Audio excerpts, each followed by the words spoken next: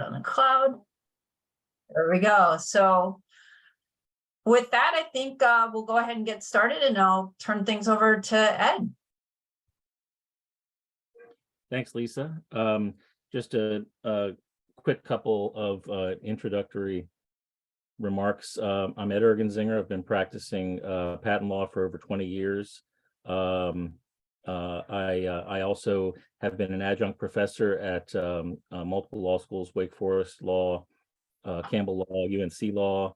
I also have gotten into mental health advocacy. I myself have dealt with mental illness and had to take a break from practice for a little while to come before getting well and coming back.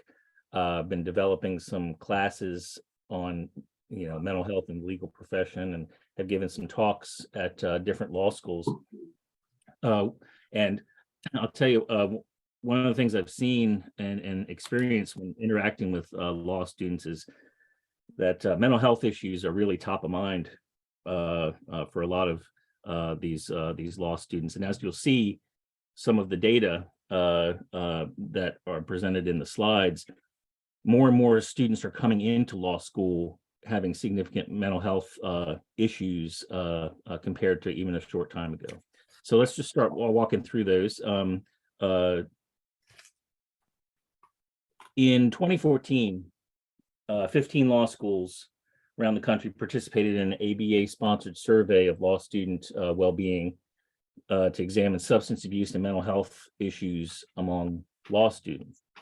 And the researchers wanted to see what, if anything, has changed since 2015, given increased emphasis on law student and lawyer well-being among law schools and legal professionals.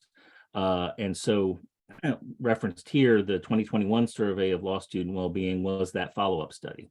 They received a grant from Access Lex Institute to do the follow-up study. They included results from 5,400 law student respondents from 39 law schools. Next slide, please. 69% of the respondents reported that they needed help for emotional or mental health problems in the previous year. And that was up from 42% from 2014 version of the same survey.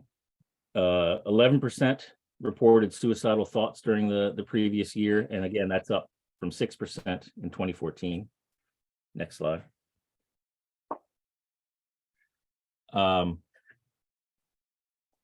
And as I mentioned before, more and more law students are arriving at law school with mental health issues that they're dealing with. Nearly a third reported being diagnosed for depression at some point in their life. That's up from 18% 7 years before. Similarly, almost 40% of respondents said they had been diagnosed with anxiety at some point, up from 21% in 2014. In total, over 50% had some type of mental health diagnosis: depression, anxiety, eating disorders, psychosis, personality disorder, and or substance use disorder. And that's up from just over 25% in 2014. Drinking was one area where there was a positive trend. The percentage of students who reported drinking enough to get drunk during the past 30 days had fell to 44% in the new survey from 53% in 2014.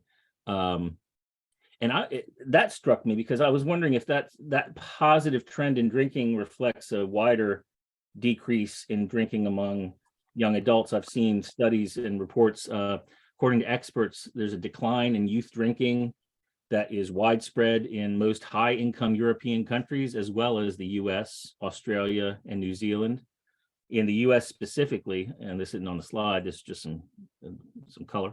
In the US between 2002 and 2018, the number of adults aged 18 to 22 who abstained from alcohol increased from 20 to 28% for those in college, and from about 24% to 30% for those not in college. So about the same, but there's some different theories for why that might be, but I'm not sure that they know entirely what's going on there yet. And that does not don't take that as a, take that and extrapolate and think all substances. No, cannabis use is definitely up, and but specifically alcohol, it just seems like there's less interest in folks coming up for whatever reason. Pandemic influences. The pandemic may have exacerbated mental health challenges, as we've all heard and experienced.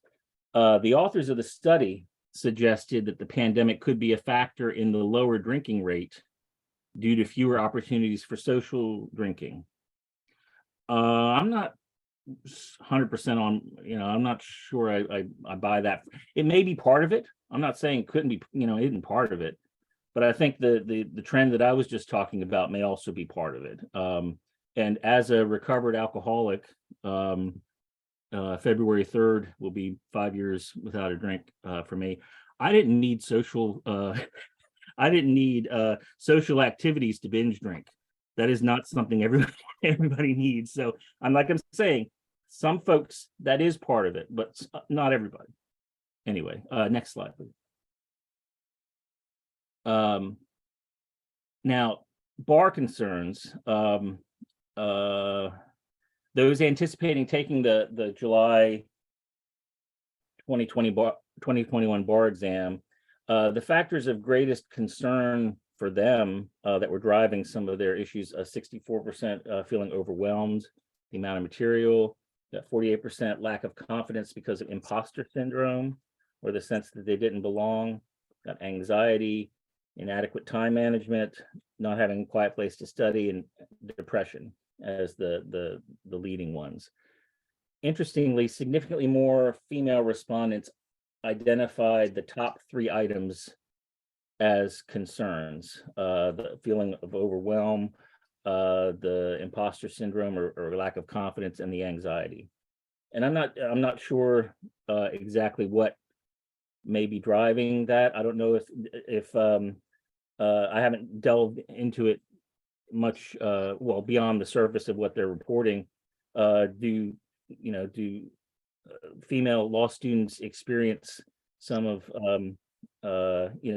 do they experience imposter syndrome more than their male counterparts, or overwhelm more than their male just generally across the board, and then it goes, it increases heading into the bar exam?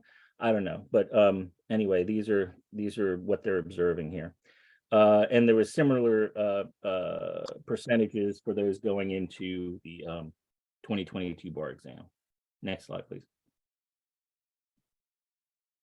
Now, there were the top 6 factors that would discourage respondents from seeking help for either substance abuse and mental health issues were also delineated. And also, you can see in the charts here the comparison between 2014 and 2021. And on the substance abuse side, you can see the top one, potential threat to bar admission, threat to job or academic status, social stigma, all of those things.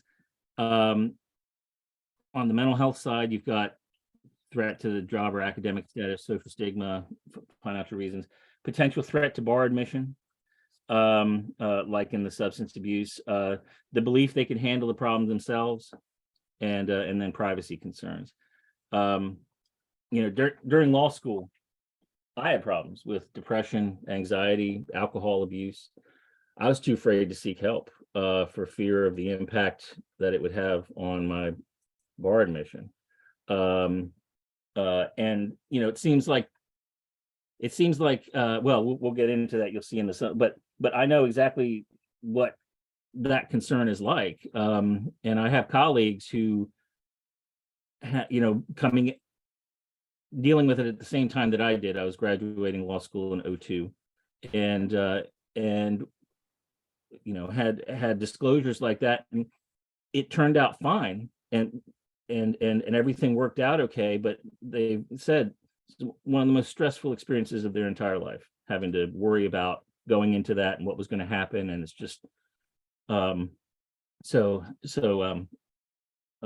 are still considerations on the minds of students as they're dealing with these issues in law school. Next slide. And then here it's kind of a breakout of they asked law students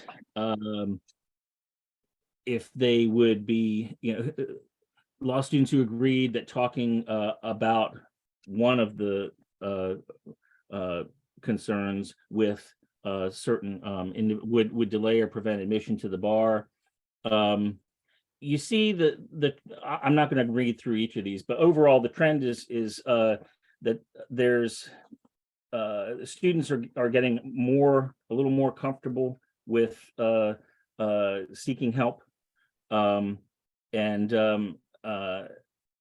that's a good trend, obviously. Let's go to the next slide, please.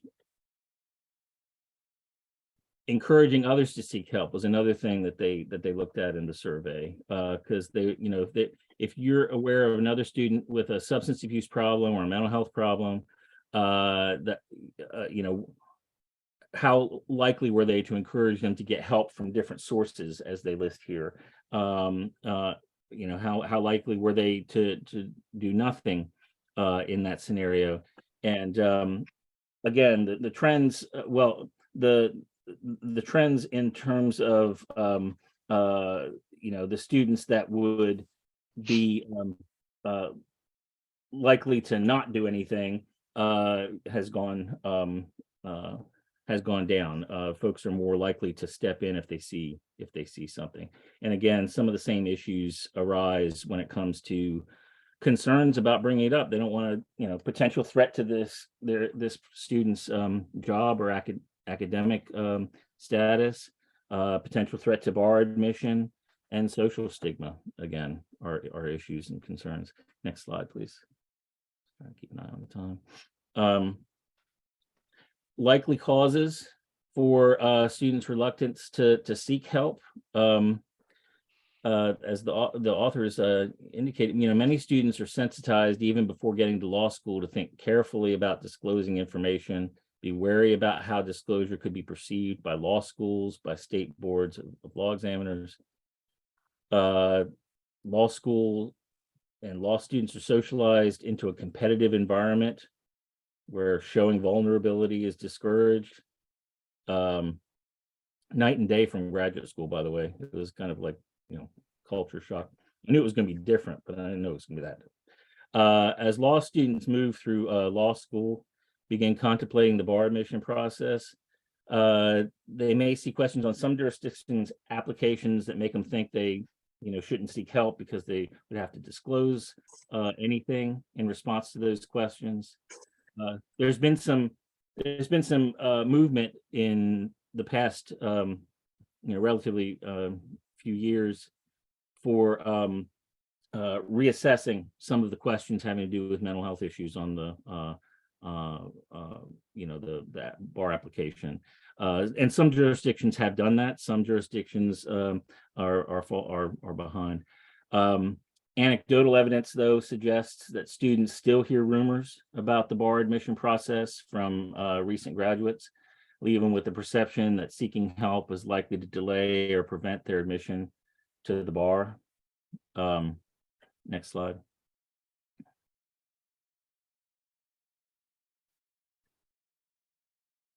Ongoing efforts to encourage it. Law schools are trying to send a message emphasizing the importance and wisdom of disclosing information. So that that's an encouraging trend. In some jurisdictions, representatives from the Board of Law Examiners visit law schools to help students better understand the bar admission process. And in particular, those have been very successful in allaying student fears, addressing concerns, because they can hear from the horse's mouth. 3 of the law schools with the lowest percentage of respondents indicating that they're better off keeping a problem hidden were in states where the Board of Law Examiners gives presentations to first-year law students, emphasizing that getting the help they need while in law school can actually help them in the bar application, character, and fitness process. some law schools also have presentations from state lawyer assistance programs to make students aware of the availability of confidential resources, help with substance abuse or mental health issues. Next slide, please. And what did I? Oh, I'm sorry. How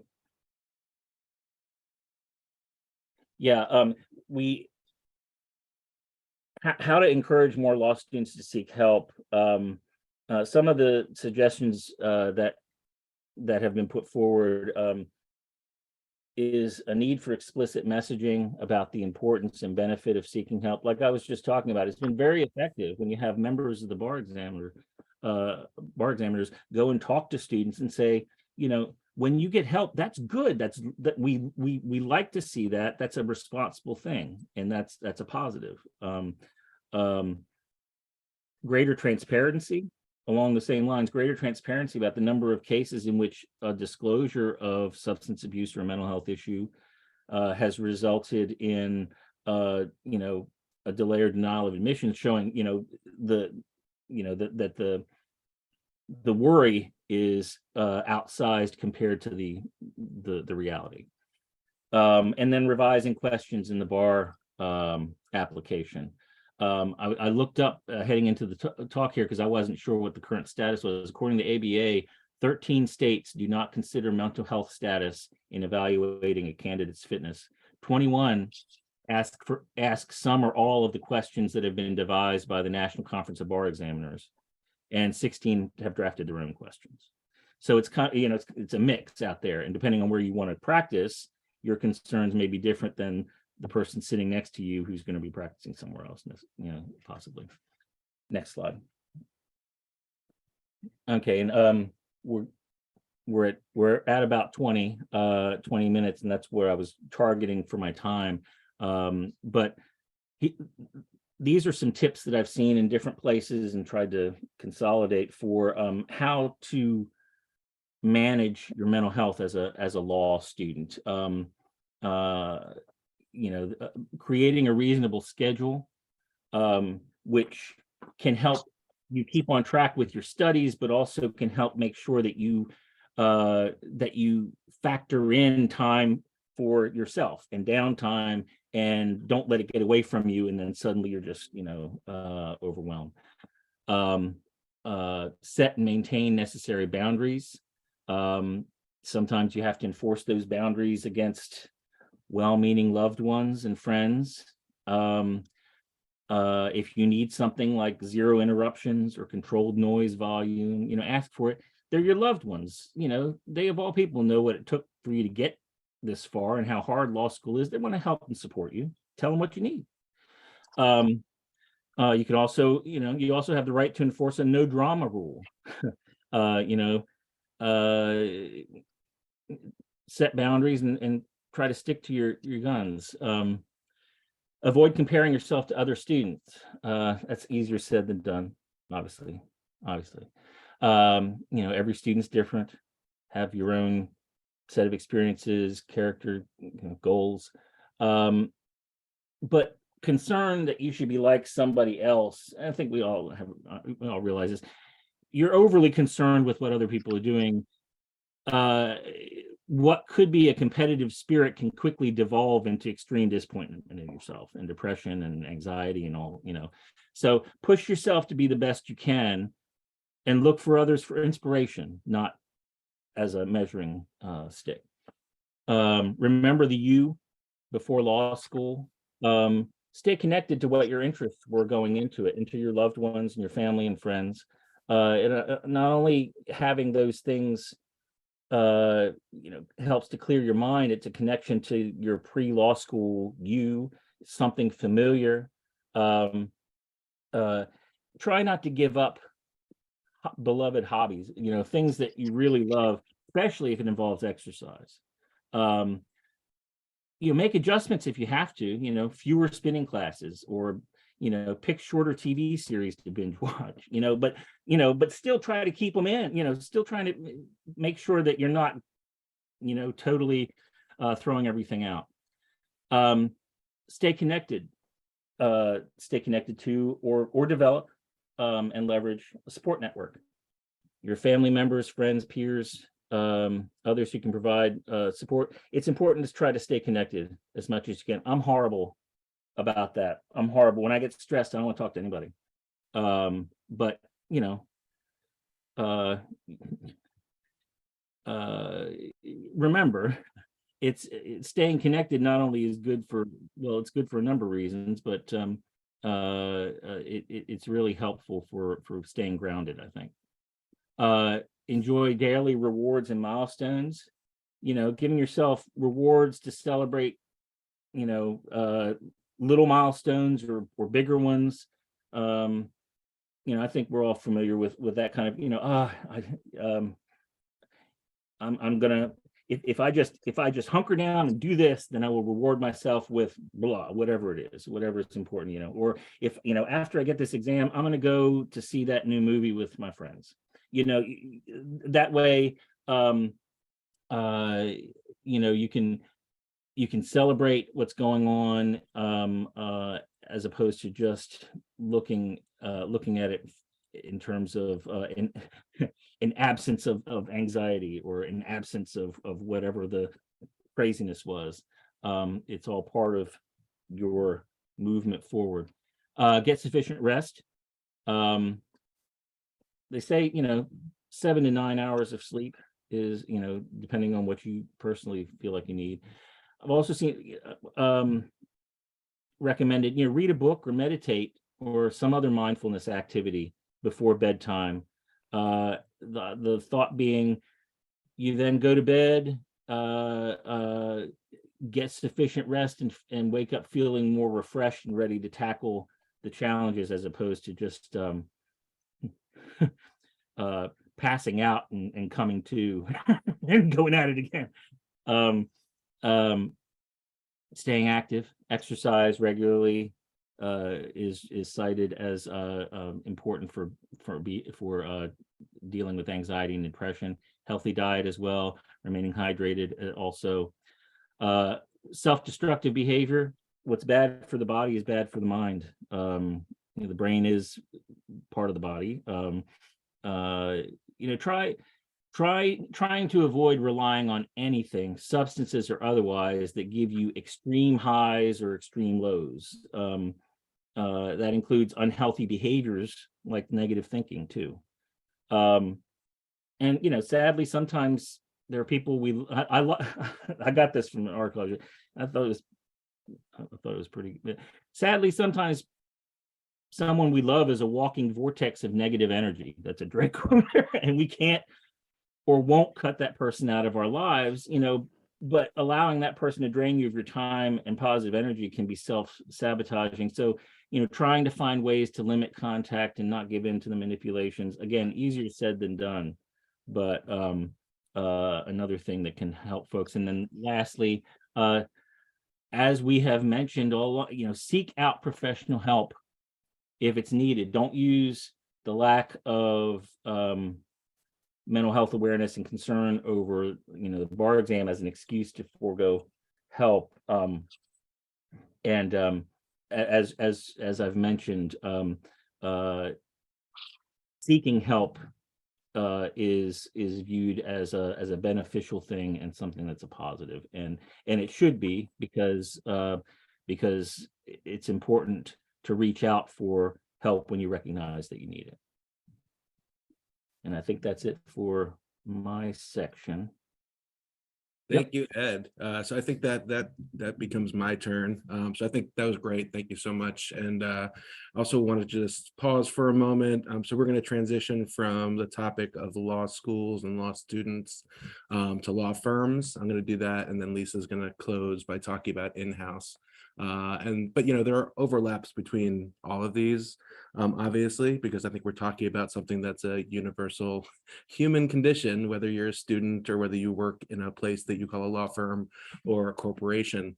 So first of all, I just wanted to thank everyone for being here. I see lots of friendly names and faces among the people listening live, and a lot of people that are doing incredible work in this space. And I think that's part of the reason that Ed and Lisa and myself wanted to do this. We want to build that human network, that kind of leadership, the people who champion this cause, because it runs through all, I think, of business. Even if your job at the time is being a student, it kind of runs through everything. I think the more that we've looked at this issue, whether you work in a law firm or a corporation, whether you're a student, thinking about mental health and wellness and being intentional about so many of those things that Ed just mentioned on this slide, it's really it's really integral to success. And I say that as someone who used to kind of blow off a lot of this stuff and not really think about it. So my name is Mike Kasdan. I'm a partner at Wigan and Dana. I also do intellectual property law. That's a common theme among our three speakers here today.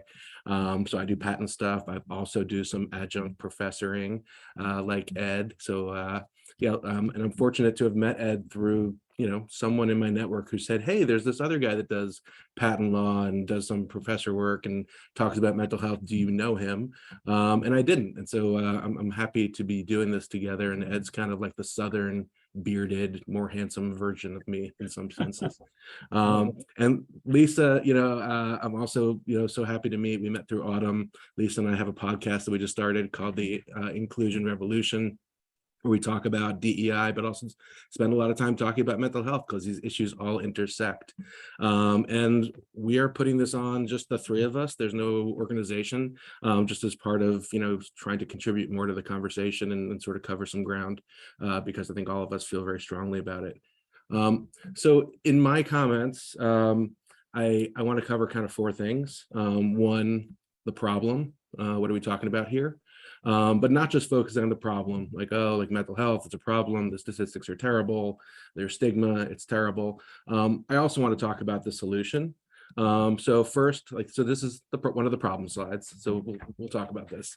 But talk about the problem, talk about why the problem exists, perhaps, and there are lots of theories about it, but why specifically the legal field, even starting in law school and going all the way through to practice, whether you practice in big law or you're a solo practitioner or you're in-house, it's high on the list that folks don't want to be on, that none of us want to be on, of people who struggle with mental health and wellness and high incidences of depression and anxiety and other clinical issues, but also people. I read something today and I bristled a little bit at it, but there's an article in the Washington Post today, an opinion piece that said, if you want to be happy, don't be a lawyer. And I think that's really unfortunate. And I think that this brings me to kind of the solutions. So talking a little bit about the solutions, but talking about them both on kind of two levels. One is like an institutional level, right? Like what can we be doing structurally within these firms to change it? And then second, I want to also touch on the individual level. And I know, Ed just covered some of those individual techniques, but I think it's really important that we do it kind of on both those levels. So I think when you're talking about the problem, I joined Instagram basically to make sure my kids weren't getting into a lot of trouble there. And now I have an Instagram account for my little Lawyering While Human project. And there's some legal accounts that I follow. And I noticed that there's this consistent theme in their memes, right? So they're a little bit funny, but they're also a little bit cringy and scary. And these are just some of them, but there's a lot of talk about mental health, right? And I don't know who litigation God is, but I respect what he or she does. But I assume these are like, younger folks saying kind of, this is what life is like as a lawyer, right? Like I wake up Monday looking like that, and by Friday I feel like that. Or the one on the left is kind of a personal favorite of mine, right? The friend says, I feel like your personality is perfect for the law. And then this mouse with his hair staying on edge, and he says, bro, thanks, it's actually a disorder, right? So there's a lot of talk about mental health and wellness and just kind of the status quo of like, we are not well, and that's just part of it. That's part of being a lawyer. And it's like, haha, get used to it and move on. So I just think looking at memes that have these little kernels of truth is a little bit of a different way of coming to the same conclusion as when we look at statistics. And of course, statistics are really important to look at too. And I don't want to spend a lot of time on these, but by now we have lots of studies that have been done over time. This one I picked from 2016 because that's pre-pandemic.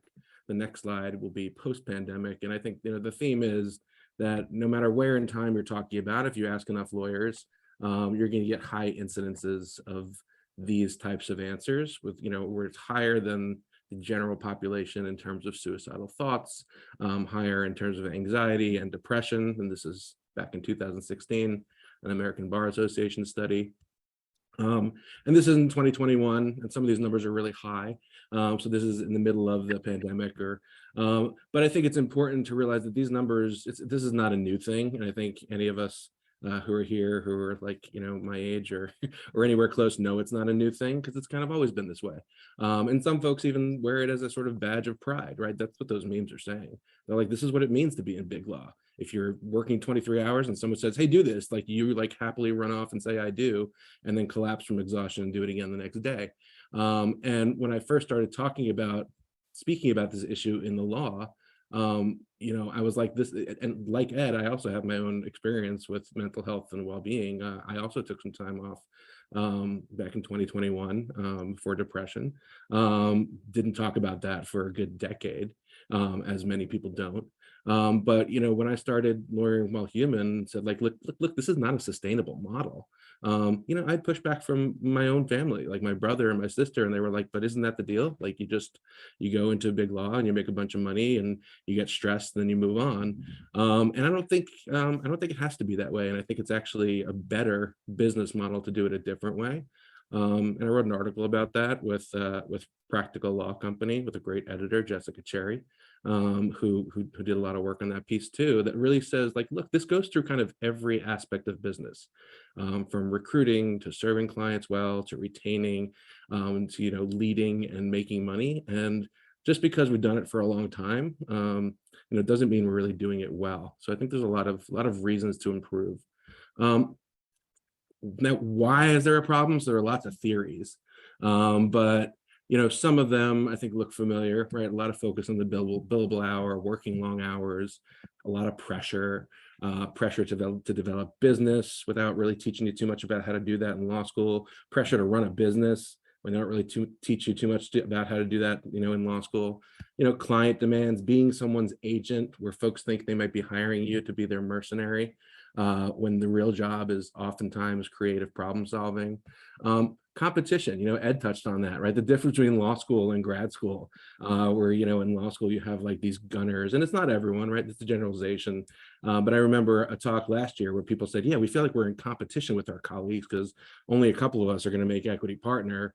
And so it's, you know, those, you know, you see that adversarial nature of the job often. You know, some people think good lawyering is, you know, yelling at the other side and fighting. And so that people have mentioned this lack of agency, right? You're someone else's agent, and you know, how does that make you feel when so that's an interesting one. And then this always on culture. I mean, I remember when BlackBerrys came out, that little light went off. I was like the first to respond to the email, and I took pride in that. I was like, I'm responsive, I'm on it. But that's prized rather than maybe other things, and that's a choice. And then you know, seeing vulnerability and help seeking as weakness, you know, I'd mentioned that. And I see a lot of parallels between that and some of the masculinity work I've done with the Goodman Project. This feeling that asking for help is weakness when it's really kind of a strength. Other big picture takeaways. I think some of these sort of character traits may look familiar. And I think, you know, these character traits sometimes get like inculcated into institutions, right? Like we're warriors, we're combative, we're competitive, we win no matter what. Perfectionism, always on, you know, these types of things we see. So this is, I think, just some of the reasons why, you know, the culture of law gets us to this, you know, culture of poor mental wellness traditionally. But I know I kind of move on from like the problem and maybe why it arose to, you know, what we're talking about here. Because I think some people look in the numbers and it's enough, right? Some people say, look, like 1 in 5 people in the US, 20%, have a diagnosed clinical, you know, mental health issue, clinical anxiety, clinical depression. So that's a lot, 1 in 5 in any workplace. That's a whole bunch of folks. So it's obviously an important problem. But some people say like that just kind of others that one person, that makes them there's 4 healthy people and there's that one person you got to like take care of. And that what's really more reflected in reality is that it's more like 9 and 10 or 9.9 and 10. And this is from the Accenture Workplace Wellbeing Report. And I think they said, like, look, whether you're the person who's suffering an issue, or you're that person's parent or that person's child, or you have a friend, like if you talk about all the people who are either navigating mental health and well-being challenges or helping others in their network navigate it, you go from 1 and 5 way up to 9 and 10. And I also think, and I'm sorry for the bell curve, don't worry, I'm not going to talk about math. But I think this is a little interesting because I think, again, when we talk about clinical issues, we may be talking about the tail of the bell curve. Like I'm talking about this 1 in 5 was this really acute situation on the one hand, or on the other hand, just the people who you're like, go do yoga and go to the gym and you never have a care in the world and it's great. And, I think we've all gone through cycles like that. But most people are in this kind of fat middle of the bell curve. And I'm not talking about people who are clinically depressed or have an acute thing like may have happened to myself or Ed.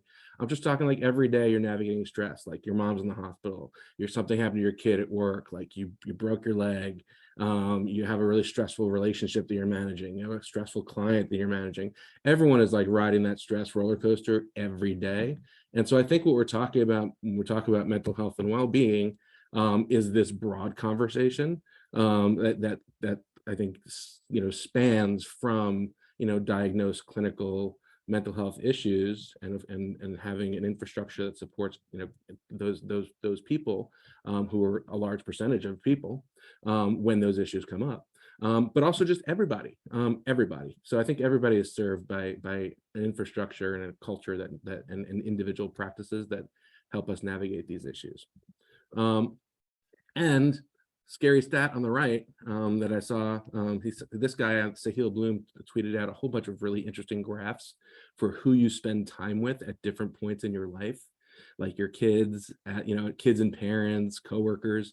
And I think we know this, but when you look at it, it's like, wow, you spend a lot of time for a long period of time with the people who are your coworkers. And very simply, like, it's better if we treat each other well. Because there's also only one of us. I don't know if people saw the very scary Ben Stiller hit show Severance, about sort of severing your home being and your home mic and work mic. But that's kind of science fiction. And what the reality is that there's only one you, and what happens at home kind of affects you at work and vice versa. And so I think it's much better to kind of deal with this as like an integrated self kind of problem and just confront it and deal with it. And I think the pandemic, the silver lining of the pandemic was people being more open to this conversation about the problem. And I think now we need to like really push forward, on these solutions. So let me just be mindful of time. So just take just like 4 more minutes and then turn it over to Lisa.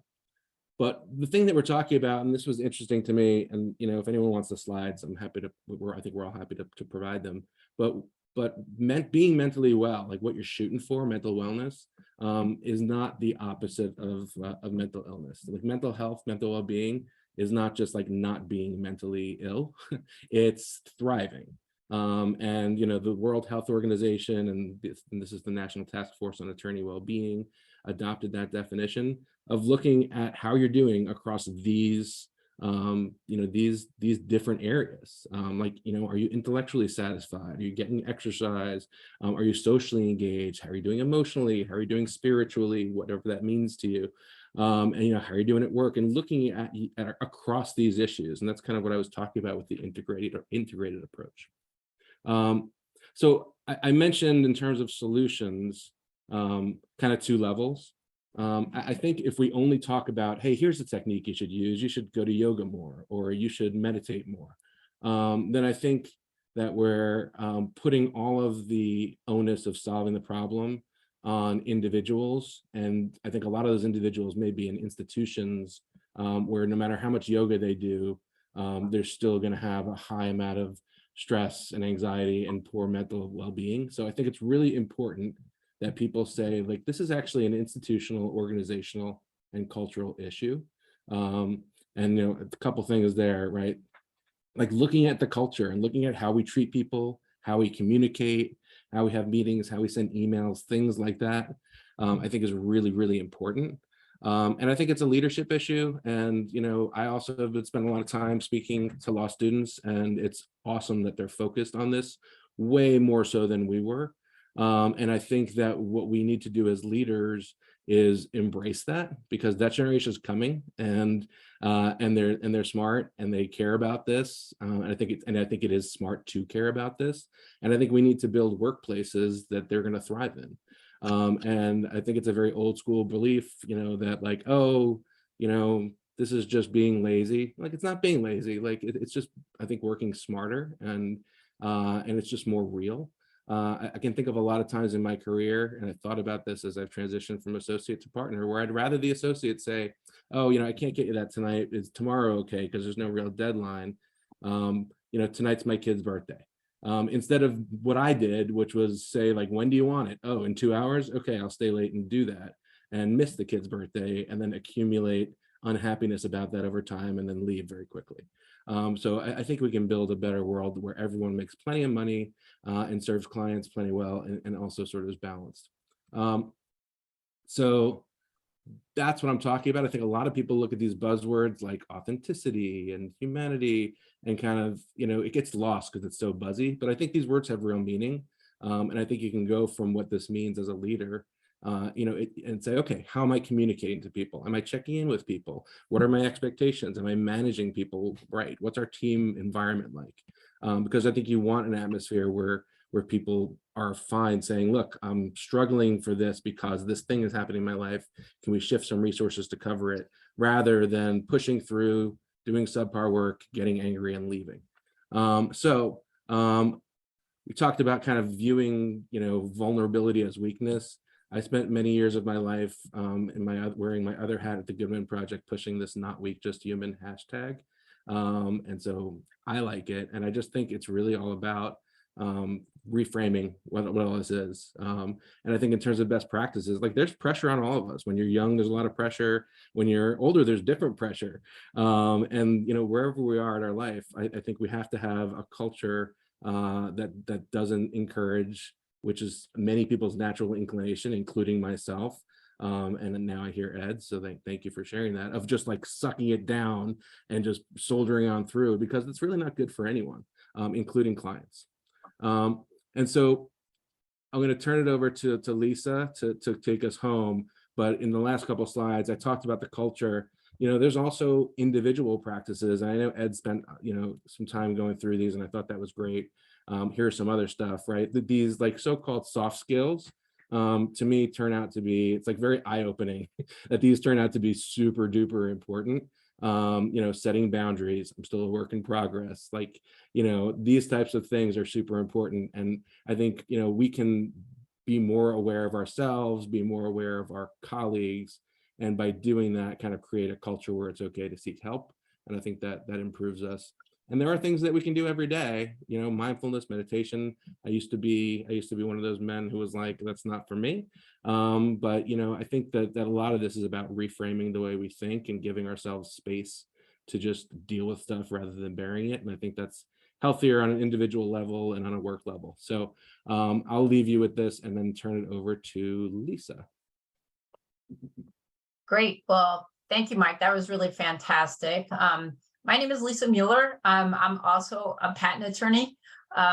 We seem to have the trifecta of patent attorneys. Don't think that mental health and well-being issues are just isolated to patent lawyers. Just a little joke.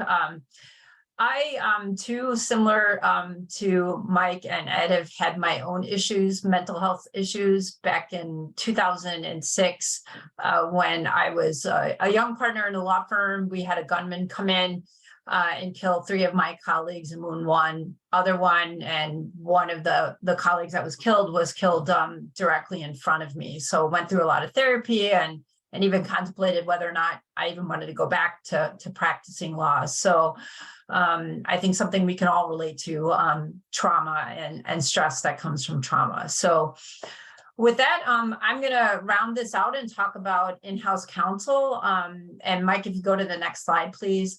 I think, Mike talked a lot about law firm culture, and I think sometimes associates and young partners who start to get burned out think that things will be better if I go in-house, and, I'll have, better work-life balance. I'll be better mentally. My well-being will improve.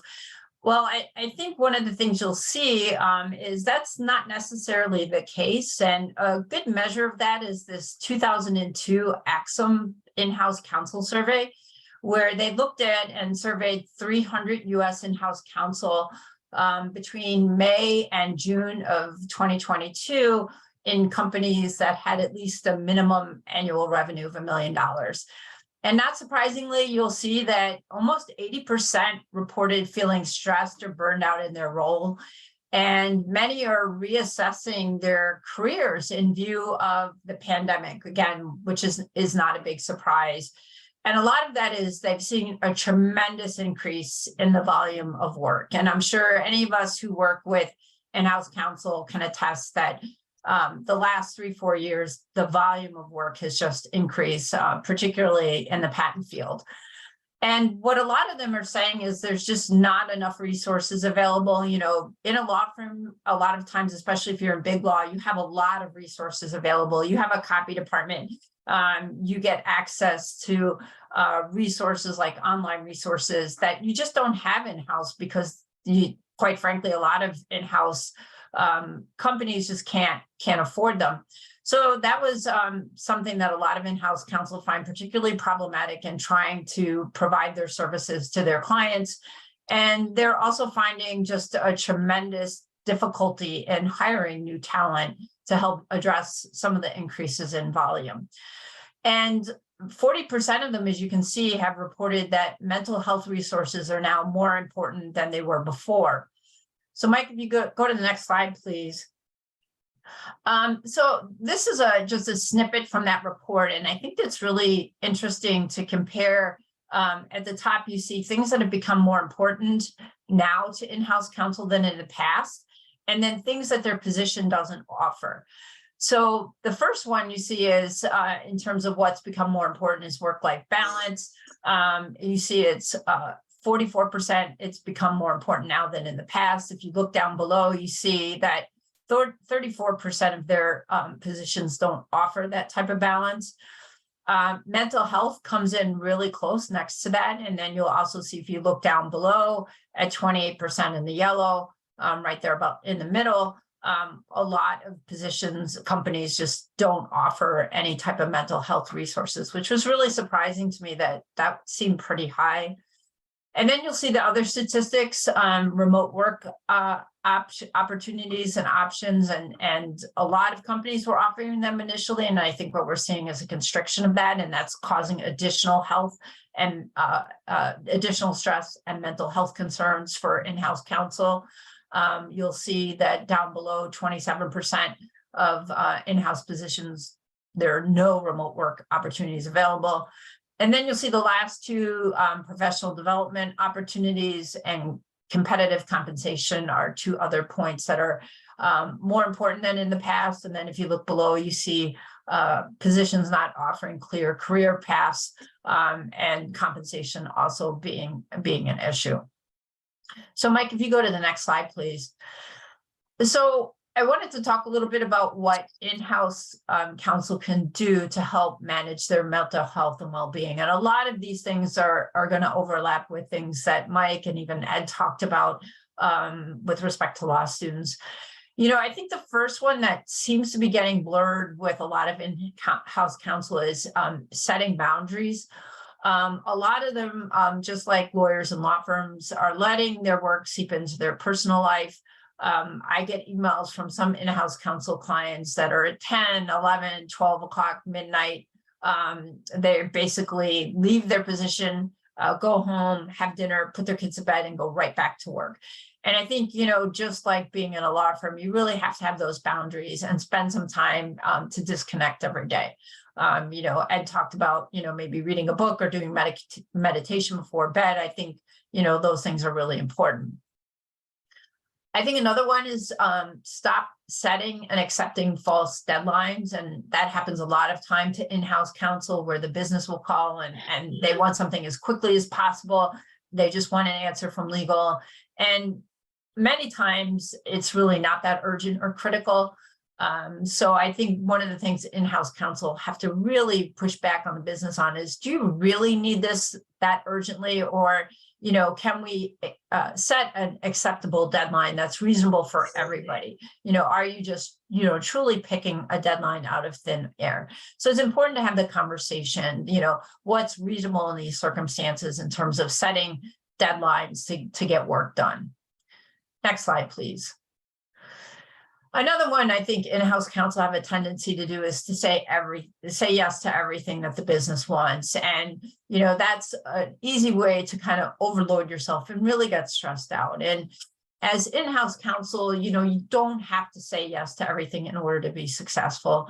It's hard as in-house counsel because your job obviously involves helping people. But, you just can't do everything. And some important things to think about is, you may say no now, but it doesn't mean it's no forever. You may be able to pick something back up and revert to it at a later time. Explain to the business that you just don't have bandwidth at the moment. Talk to your manager or your boss and find out if there's some way you can rearrange priorities or bring another attorney in or outsource it to outside counsel to get someone else to help out. Next slide, please, Mike. And then a couple other things here, ask for help, in-house legal departments, it's much like being in a law firm, you're a team. Make sure you're not afraid to delegate. If you're getting overwhelmed, again, talk to your boss, your manager, talk to your colleagues, and get some help for yourself. Make sure you use your vacation to take time for vacation. I have in-house counsel that they're telling me they're going to Europe, and I the entire time they're gone, I'm still getting emails. You need to disconnect as in-house counsel. You need to spend that time. Mike talked about, thriving, and he talked about the 6 different things you should think about when you're thriving. And in-house counsel definitely need to take that time to recharge their batteries, get away from work, disconnect so they don't get burned out. And Ed talked about, he talked about daily rewards and milestones. And I think that ties in well to the next one here, which is learn the power of little things. A lot of times in-house counsel get overwhelmed. They're under tremendous stress because they're in meetings all day from the time they arrive to the time they leave. And they feel like they just can't get work done. So that's why they're working at night and sending emails at midnight, or they're sending emails on vacation or over the weekends. So I think to help your mental health and well-being, one of the things you can do is try and make some small progress on some little things. Some small wins can really help you emotionally. Even if you just set a goal of you're going to spend 15 minutes and get some low-hanging fruit done that day, that's really going to help you feel like you're making some progress. Yes, it might not be tremendous progress, but you're not spinning your wheels and not making any progress. So it's a way to, in these little kind of victories, to help manage stress and improve your well-being. Next slide, Mike. And then I think, we've heard both Ed and Mike talk about this, about making time for yourself, whether or not that's exercising, practicing mindfulness, not giving up a hobby, something that you love to do. You need to make time for yourself as in-house counsel. And a lot of times besides your job, you're juggling family and a whole bunch of other things. Really to be at the top of your performance, you really need to recharge your batteries from time to time and at least take 15 minutes a day to do something for yourself. Next slide, please. And then I think, one of the last ones I wanted to talk about is being kind to yourself. In-house counsel, much like a law firm, it's a competitive field. And a lot of in-house counsel stress about making mistakes. We all make them. Mike talked about this perfectionism in the legal field. I think in-house counsel really tend to focus on making mistakes and what happens with respect to making mistakes. And it's really not productive. Try not to engage in any negative self-talk. It's going to really start you down kind of a downward spiral and add to your stress and distract you from the fact that, when you make a mistake, it's a learning opportunity. And it happens to everyone. There's no person that's perfect. And you really should, instead of focusing on the negatives, focus on what you can do to make sure that, the problem is corrected and that you don't make that mistake again. Next slide, please. So that's some ways that in-house counsel can kind of manage their own mental health and stress and well-being. But I also think there's an opportunity and a role for in-house counsel to have an influence in law firms, like Mike was talking about. And I think it's important for in-house counsel to have conversations with the law firms that they deal with and let them know that to that in-house company, to that client, that mental health awareness is important. And, there aren't really, they want to know, they should ask, what are law firms doing to support the mental health of both their lawyers and their support staff? And support things like having your attorneys work remotely. Some firms, really emphasize lawyers being in the office, but, let firm management know that as long as your attorney is responsive, you don't care if they're working from home, if they're working from a camper van, if they're working from the office, as long as they're meeting your expectations, that's sufficient. And if your lawyer is happier working from home, you want a happy counsel, they're probably more efficient. So that's something that you want to support. And then I think, just like you as in-house counsel don't want your business setting artificial deadlines that are unreasonable, you should be the same way to outside counsel. Emergencies happen. I mean, they're inevitable in the legal profession, but these should be rare. So make sure that you too aren't falling into the same trap as the business and setting artificial deadlines that really have no meaning. So be clear, talk to your outside counsel, set reasonable deadlines as needed. And that will end up making both you and your outside counsel a lot less stressed. And so that's it for my portion of the presentation.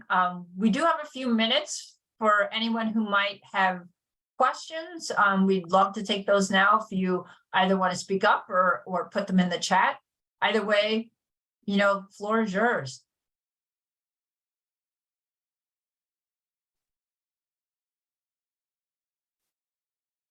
Oh, looks like Peter, go ahead. Hi. Can everybody hear me? Yes. Yeah. Hey, Oh, Peter. great. Just first of all, thank you very much for going through all of this. For someone like me, I'm a psychologist, I'm not a lawyer, but I do work with lawyers and the legal profession. So this is hugely relevant to me. You did talk about, could we have the slides? And yes, please, pretty please, because Sure thing. I hadn't got the photographic memory to absorb all of this.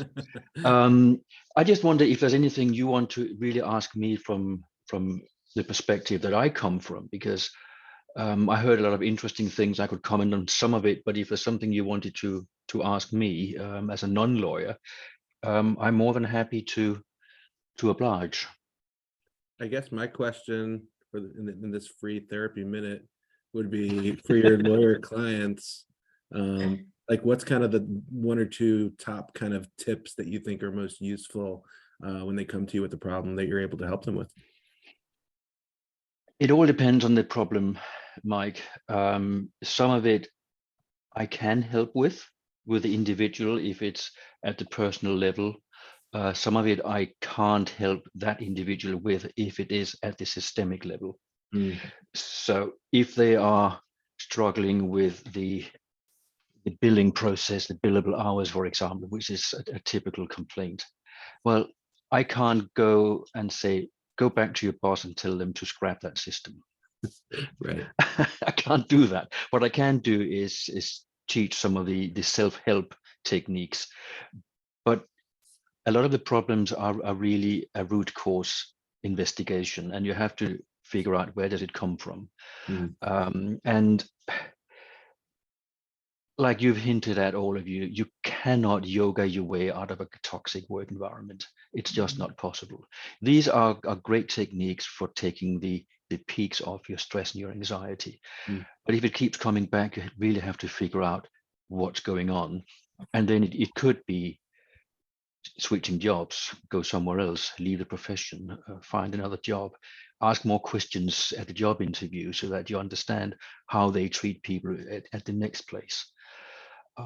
So it is an issue with the work environment, and I'm sure that if the senior partners are open to changing things, it only has to be a mentality thing. For example, as you talked about the deadlines, why does it have to be so macho, so rushed all the time?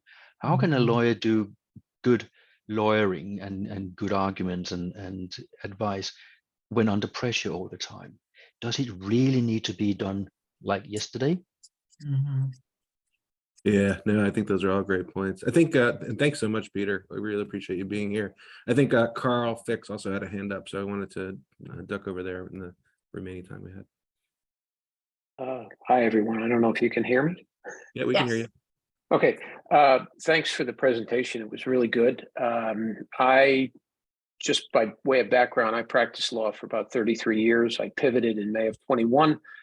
I have a vested interest in the legal profession based on my career, but also I have a daughter who is a 1L at GW. So some very helpful tips today that I will share with her as she embarks on semester 2 of her first year. So thank you, everybody, very much. Two threads that I'd like to pull on. One, both that Peter mentioned. But first, the billable hour. So I passed the bar in 1988. And in 88, 89, 90, everybody was talking about the demise of the billable hour, and there's going to be alternative billing arrangements, et cetera, et cetera, et cetera. 2021, 33 years later, there was no appreciable movement on that. And I find it paradoxical. And I just didn't know what you folks were seeing out there, because you've got, I think, the highest starting salary now in big law for first year associates, plus or minus 250 or 60,000.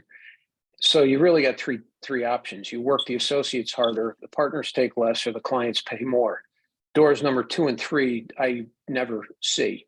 So it seems to fall on door number 1, working the associates harder. I'm not sure if you folks are seeing whether firms are taking this seriously or not. And then the second thing that Peter mentioned on deadlines, when I was practicing, I was on the litigation side. I represented a lot of corporations, and I used to tell my support staff and paralegals and the like that things were not code reds. We were not really in the business of saving lives. We were just moving money.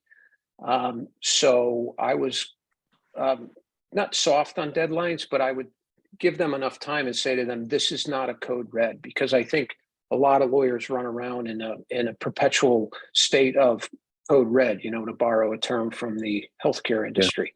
So really, my first thing is a question. The second is just a comment. So this is Mike. Yeah. Can you guys still hear me? I'm sorry, this is Mike. I had to come back in from my phone because my computer died. But I have if you can hear me, I have quick responses on those two. I can hear you. We can hear you, Mike. Okay, great. So on the first one of, what are law firms doing? Are law firms changing? Or is it kind of same old, same old? So I can't make very general statements because I only know what I know.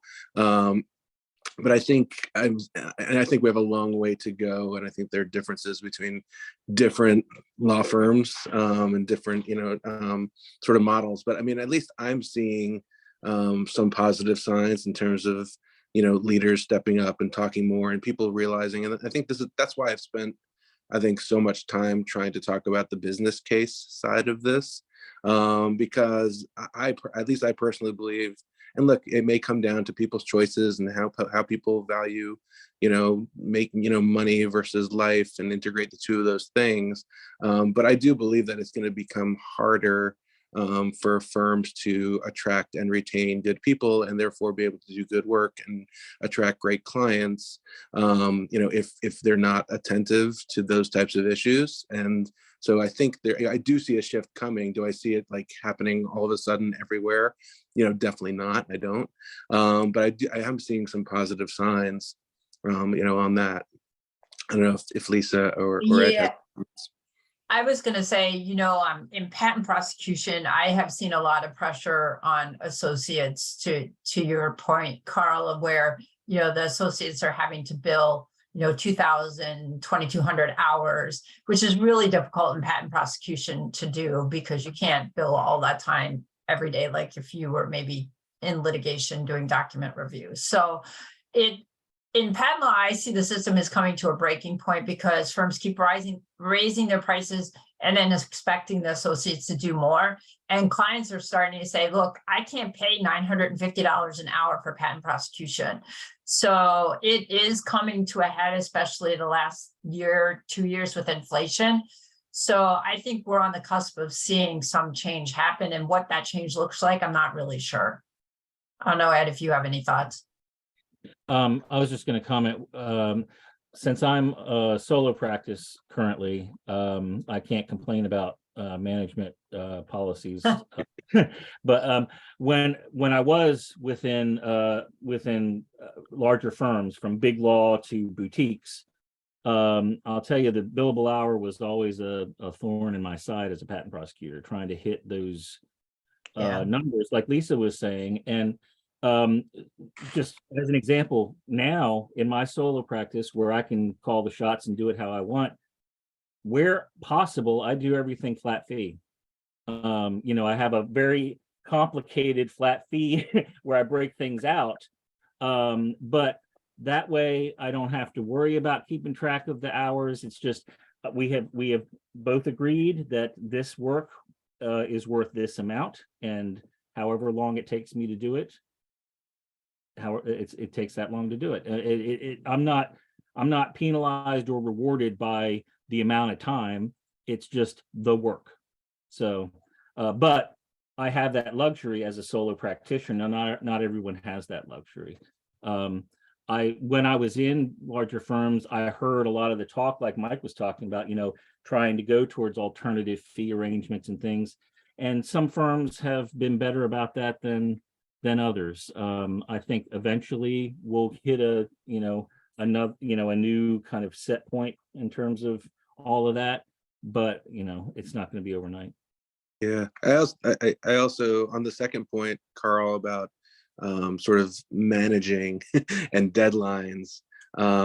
I've come to believe, having been a paralegal and then an associate and now a partner, that most of the deadline stuff is like sort of two things. Like one, sometimes like, in litigation or fast moving litigation, and or you have a hearing, you're going to be working really hard. And I think most people understand that. And most people, no matter how you feel about any of these issues, says like, yeah, I get it. Like, there's a deadline. We have a hearing tomorrow. We're going to be here late preparing for it. We're going to do practice.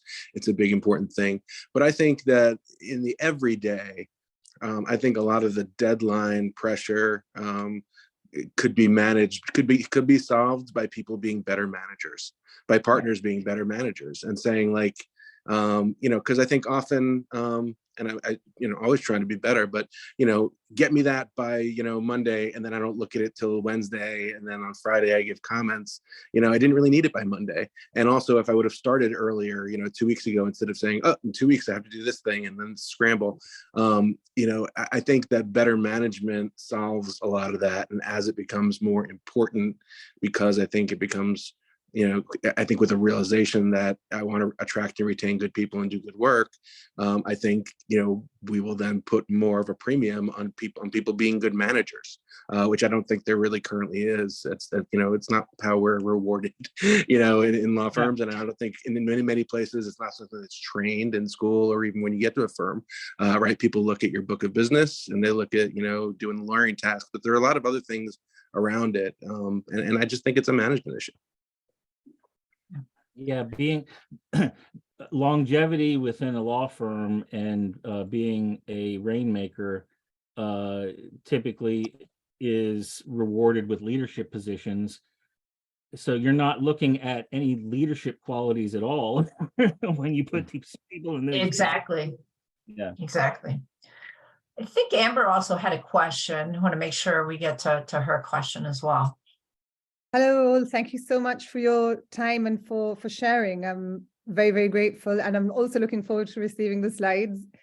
My question is anybody aware of whether the business case has already been proved, positively or negatively? What I mean to say is there a law firm that's already implemented well-being tools? Have they changed structures and then been able to prove the case that they are able to keep their profit margins healthy or even increase profits, and also maybe lessen the number of lawyers who are leaving and lower the turnover? I don't know if anybody's aware of any kind of study that's been already sort of made so that we can say, yes, you see, this is the business case that proves that this does actually work and it is actually profitable to be putting well-being up there, as a priority. Yeah, that's a great question. And like, right, the data is like a big piece of this. And I know that, there are big consulting firms who have done studies, and there are people who have done studies on the costs. And that data being part of the conversation, I think is really important. I think it was really important in moving the needle on diversity, equity, and inclusion.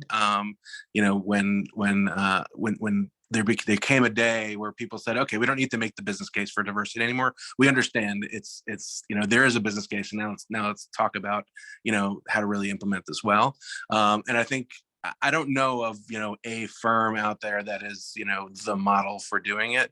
I mean, I know lots of different firms are trying lots of different things, and I think there's some success stories, but I don't know of that one great case study where someone has said, we're going to do all this on mental health and wellness, and kind of rather than kind of a hodgepodge of different things. But I think it's really interesting, and I do think like the data around this will continue to grow, and I think once we have that, it'll be easier to make the case to people who make decisions based on data. But I think it's a great question, and it's nice to see you, Amber. Yeah, Thank I'll just add real quick, Amber. I've seen that there are firms who've instituted kind of wellness policies, especially in view of COVID. There have been a lot of firms now who've been trying to do those, and even some I don't want to say excitement, but they give them some fancy titles in some law firms, like a wellness officer.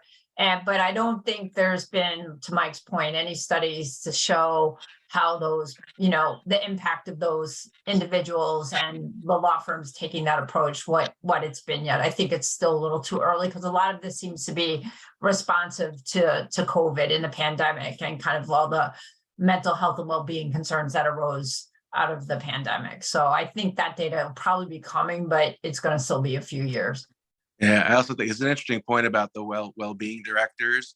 So it's interesting, like I've watched some of the very, very large firms hire well-being directors, and I know a lot of those people, and a lot of them are doing really great work.